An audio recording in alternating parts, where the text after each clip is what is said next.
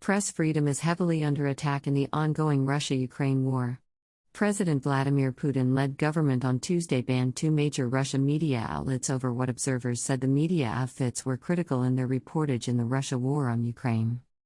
According to NPR News, President Vladimir Putin-led government content regulatory body had previously threatened media outlets with fines or blockage should they employ the words war or invasion to describe the Russian campaign, which the Russian authorities falsely portray as a humanitarian mission in support of Russian speakers in the Donbass region of eastern Ukraine.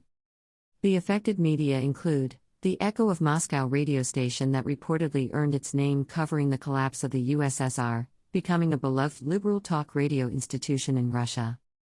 Also affected, Dost, or TV Rain, which observers said made similar inroads with its broadcast of protests against Vladimir Putin's Russia 20 years later. NPR News said the two media have been targeted by Russia's government for their coverage of the war in Ukraine. It was gathered that government prosecutors claimed that both outlets provided deliberately false information about what the Russian government calls a peacekeeping special operation and should face restrictions. As the news broke late Tuesday in Russia, Echo of Moscow's longtime FM 91.2 signal turned to a hiss. TV Rain's website also went down but was still available via YouTube stream. The government had previously labeled the channel a foreign agent and removed it from cable providers. Both outlets reject the government accusations and say they'll appeal the decision. TV Rain editor-in-chief Tikhon Jayadko also announced Wednesday that he and several other staff members had left the country pending the court ruling out of concern for their safety, NPR News report reads. Meanwhile, Google, YouTube, TikTok, Facebook, Twitter amongst other have joined European Commission to ban Russia's state-controlled media outfits. Google confirmed on Tuesday that it had removed Russian state-funded publishers such as RT from its news-related features, including the Google News search tool, following Russia's invasion of Ukraine and various sanctions against Russia. Picture shows screenshot of Ukrainian TV tower bombed on Tuesday by Russia airstrike in Kyiv.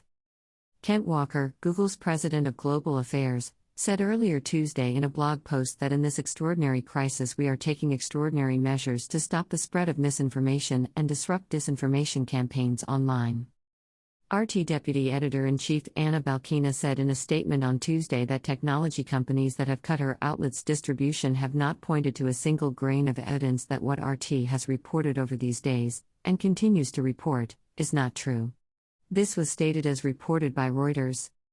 This collective establishment seems to be terrified of a mere presence of any outside voice for the fear of losing their historically captive audience, if that audience encounters a different perspective, RT Deputy Editor-in-Chief said. In what looked like a retaliation to Russian media, Russia airstrikes on Tuesday bombed Ukrainian TV tower in Kyiv, the Ukrainian state capital.